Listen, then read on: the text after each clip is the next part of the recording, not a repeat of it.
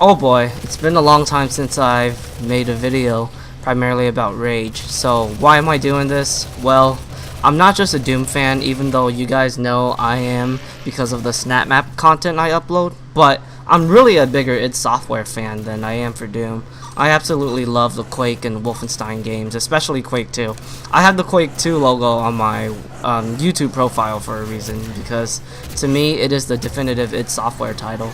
It just represents everything I expect from an id game, and of course, it looks cool. But I want to talk about Rage because Rage is the new kid on the block, and it's just trying to hang and be a part of id Software's legacy of great first-person shooter titles that id is known for. I hope you guys don't mind the SnapMap footage, mainly because I'm not really in the mood for playing Rage, so I thought about just using some footage that I currently have. Just in case you don't know about my relationship with Rage, it's complicated. Let's just say when Rage came out, this was the very first time where I started to feel like maybe id Software is starting to go downhill as a company. I still haven't forgotten the awful PC launch, which was very surprising to me since at that time I always knew id Software was a big PC developer. For example, I know Blizzard has been making games for consoles, but to me they will always be a PC developer, and that's just how I always looked at id Software, and I knew that moment right there would eventually created a bad reputation to the PC market for id Software. Not only that, everything just got worse. Eventually, there were numerous delays of Doom 4 being revealed at QuakeCon, and eventually, we started to get some info on the game where it was basically a COD clone.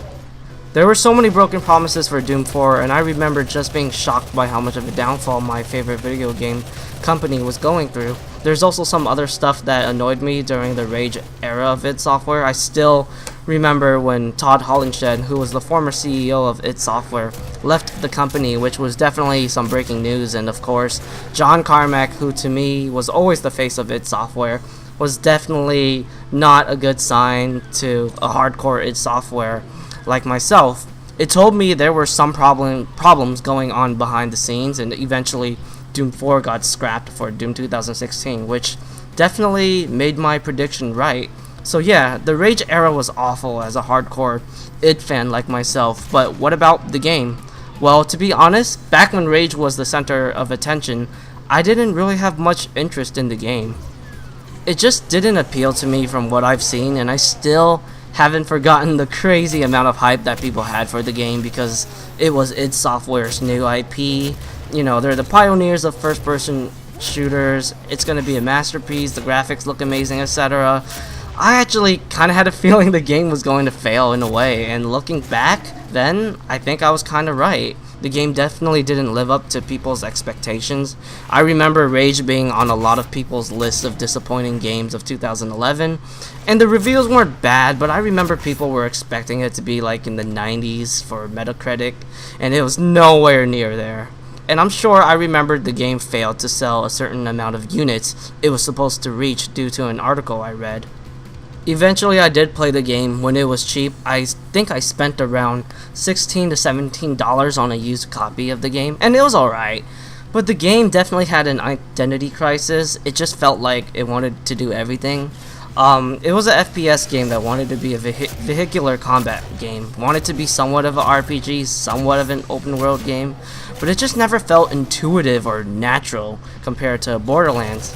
Borderlands is a game I feel like I could basically say it's what Rage is trying to be, and it's nowhere near as enjoyable or polished as Borderlands. Not only that, I thought the game was terribly imbalanced. What I mean is, you can literally just buy like 100 med packs and never have to worry about dying, and I remembered realizing some of the broken stuff in the game. For example, the advanced wing sticks, they were so overpowered. You can literally just destroy everything without firing a gun, and there were just so many things that just made the player felt too overpowered, and it just felt amateurish. If I was playtesting this, I would have told the developers there needs to be some balancing here, because it was pretty awful to learn the game didn't really punish you to have a supply of overpowered equipment, and it really took me out of immersion. Not only that, I remember the game just kind of fall flat later on. The later levels were pretty average, and I also remember wishing the level design or layout was more complicated, because I remembered kind of not liking how straightforward a lot of the maps felt, which was a problem, and Yeah, I know I sound rough on the game, but I personally think the game did have lots of potential, and I think it's great to see id Software get out of their comfort zone to make a FPS game without using the same formula they did with Wolfenstein 3D or Doom, but it was nowhere near as great as the previous games id Software has made. The gunplay was some of the best gunplay I played from an id Software shooter for a long time. I still think Rage's gunplay is better than Doom 2016's. Seriously, Rage's weapons felt so amazing in the feedback. Like if you shot someone's head off, it'll bleed on your screen and the animation looks very slick. Not only that, I loved it how loud and punchy a lot of the guns were in Rage, especially the AK-47. I kind of wished Doom 2016's weapons had more punch to it, you know. I also thought the normal mutants AI was good due to how unpredictable they were, and I did enjoy a lot of the weapon mods, which I thought was also well implemented in Doom 2016. Also, the Scorchers DLC was good, and my god, only for $5. It was really worth it. The new maps were definitely more enjoyable than majority of the original game's maps, so there were good things the game did, but I don't know I could really call myself as a big fan of Rage like I could for Quake or Doom. Now Rage 2 is a thing, and it looks like it's gonna try again, and hopefully it'll be a better game than the first one. I did stated that I felt like this Rage feels different than the original since it looks less serious and more over the top and silly fun, which it might work because I honestly thought the serious tone just didn't work that well in the original game since it tried to be story driven, but I remember just not caring about it, and I actually don't really remember much about it too. I'm gonna be honest here, the videos I've been watching haven't really impressed me at all.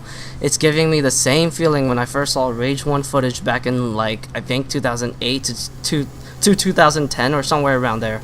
I have a feeling this game is probably going to be the Battleborn or Lawbreakers of 2019, and I really hope not because like I said, I do see potential in this series, and I really hope this game will at least be solid and not just like, you know, an average or kind of below average game like the original game was. I do want to see Rage have a future. Is it me, or does anyone feel like most gamers aren't really excited for Rage 2 because the views are fairly low compared to Cyberpunk 2077 or Fallout 76? I do feel kind of concerned for the future of Rage 2 at the same time, but only time will tell, and I don't know, I might buy the game on day one if the new videos do convince me to pay $60 on day one, or I'll just wait till it's cheap because right now it looks like a game I'll buy when it's cheap like I did with the original, and the $60 will go to Doom Eternal and Halo Infinite. Share me your guys' thoughts on Rage, and are you excited for Rage 2?